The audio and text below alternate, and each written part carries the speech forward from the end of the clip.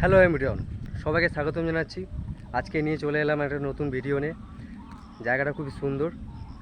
জায়গাটা আমি প্রতিদিন আসি, প্রতিদিন না হলেও মাঝে মাঝে আসি, খুব ভালো লাগে জায়গাটা।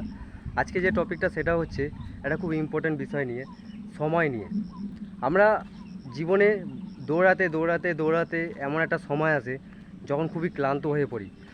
আর যখন পিছন ঘুরে তাকাই তখন স্মৃতি বলতে শুধু সেরকম কিছু থাকে না, থাকলেও ছোটোখাটো বিষয় থাকে, কিন্তু অতটা গুরুত্বপূর্ণ নয়।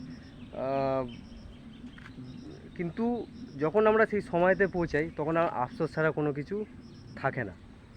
আমরা পরিবারের সাথে সময় কাটাই না, আমরা নিজেদের সাথে সময় কাটাই না, শুধু দৌড়াতে থাকি।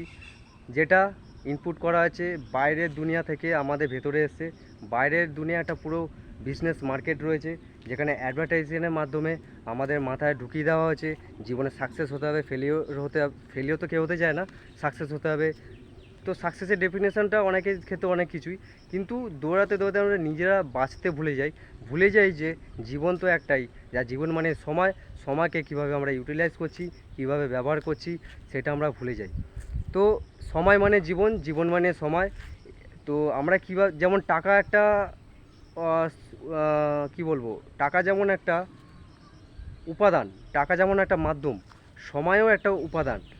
টাকা হয়তো আপনি জমা করে পরে খরচা করতে পারবেন, কিন্তু সময়কে আপনি জমা করতে পারবেন না, কোনো ফান্ডে আপনি জমা করতে পারবেন না। এটা একবার চলে গেল মানে চলে গেল, সেটা কখনো ফেরত আসবে না। টাকা চলে গেলে আপনি উপার্জন করে সেটাকে রিস্টোর করতে পারবেন, পরে আবার সেটা খরচা করতে পারবেন, কিন্তু সময় চলে গেলে সেটা কীভাবে খরচা করছেন সেটা কিন্তু আপনার উপর নির্ভর করে। একটাই মূল মন্ত্র বলবো, সময়টাকে ইউটিলাইজ করুন, সময়টাকে ব্যবহার করুন। সময় হচ্ছে জীবন, জীবন মানেই সময়।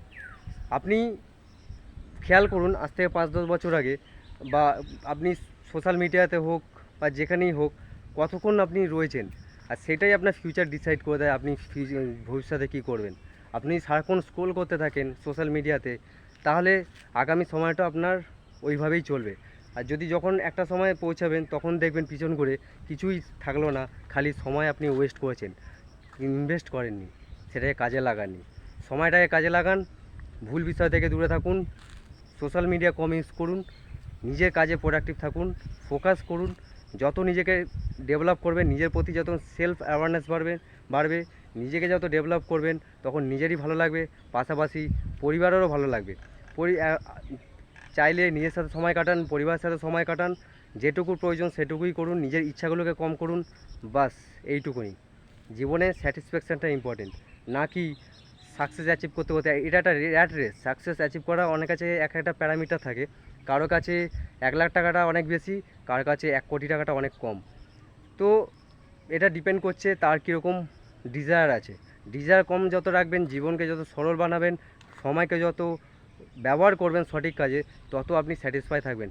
জীবনের চাহিদা যত কম থাকবে, হ্যাঁ ডেভেলপমেন্ট করবেন, নিজেকে ডেভেলপ করুন। টাকা অবশ্যই প্রয়োজন, একটা মাধ্যম, টাকার বিরুদ্ধে নেই, টাকা আমি ইউজ করি, কিন্তু ব্যাপারটা হচ্ছে টাকা যেন আমাকে ইউজ না করে, এইটা খেয়াল রাখবেন। র্যাট রেস থেকে বেরিয়ে আসুন। র্যাট রেস থেকে বেরিয়ে আসার একটা এই মানে নয় যে র্যাট রেসে জিতে গেলে আপনি রাজা হয়ে গেলেন। আবার আপনি যদি র্যাট রেসে জিতেও যান তাহলে বোকা, আপনি যদি র্যাট রেসে হেরেও যান তাও বোকা। র্যাট রেস থেকে বেরোনোর একটা মাত্র উপায়, সেটা হচ্ছে র্যাট রেসকে বুঝুন, এটাই একমাত্র পথ। সেই র্যাট রেস থেকে বেরিয়ে আসুন, নিজেকে সময় দিন, নিজের পরিবারকে সময় দিন। দেখা হচ্ছে নেক্সট কোনো ভিডিওতে। সবাই ভালো থাকুন, সুস্থ থাকুন, আর নিচে কমেন্ট করে জানান আপনাদের কী মতামত। ধন্যবাদ।